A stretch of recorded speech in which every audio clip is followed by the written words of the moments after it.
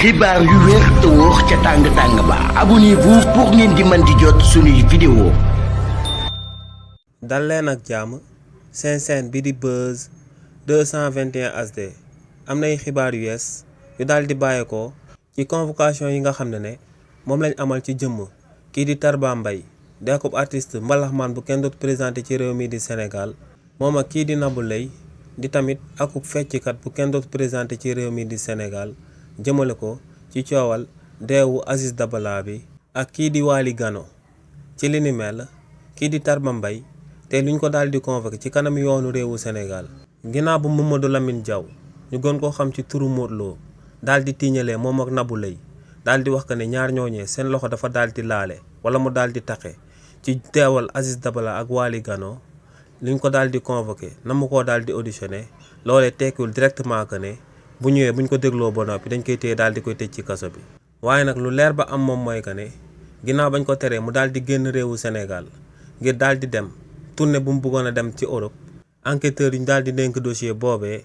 boobu ba léegi ñoo ngi doon amal ay enquête ngir daal di saytu ndax kàddu yi nga xam ne moom la leen Mamadou Lamine Diaw daal di wax kàddu yu wër la waa wala déet. si li ni mel nag bu fekkee ne enquêteurs yi am nañ ci ay preuves yoo xam ne day daal di firndeel que ne kii di Tarba Mbaye lu ko Mamadou Lamine Diaw di tiiñal moom moo ko daal di amal kookee di Tarba Mbaye tey bu ñu ñëwee ñu koy daal di auditionné dañuy daal di jël preuve yooyu daal di koy teg ci table bi ba noppi daal di xool ndax moom dina daal di andi leneen li nga xam ne mën naa contredire preuve yooyu nga xam ne enquêteurs yi daal dinañ koy am. bu fekkee nag li ni mel daal dinay am kookee di Tarba Mbaye boo moytu tey dina daal di tëddi guddeem gu njëkk ci biir kaso bi. waaye tamit ba tey ci coow loolee bu fekkee ne enquêteurs yi ci enquête yi ñu daan amal amuñ ci benn preuve jëmale ko ci implication Tarba Mbaye ci deew Aziz Dabala bi ak Waly Gano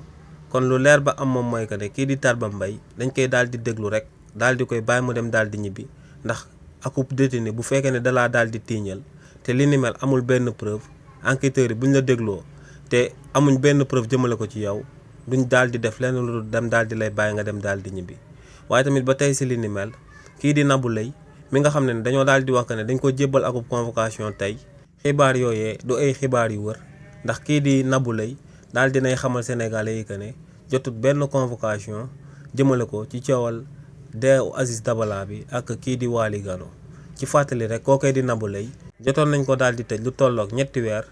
ci coowal deewu Aziz Dabala bi ak Waly Gano te ci ginnaaw lañ ko mujjoon a may akub liberté provisoire te ba tey moo ngi ci biti. te tamit si lu jëm ci révélation yu bees yi nga xam ne kii di Mamadou Lamine Diaw daal dina koy amal te ñu gën koo xam ci Modou Lo li ni mel teewul ba tey kii di Nabou Leye kenn jébbalu ko akub convocation jëmale ko ci révélation yu bees yooyee daal di am ci dossier bi. xibaar yu wér te wóor ca tàng-tàng ba abonnez-vous pour ngeen di mën di jot suñuy vidéo.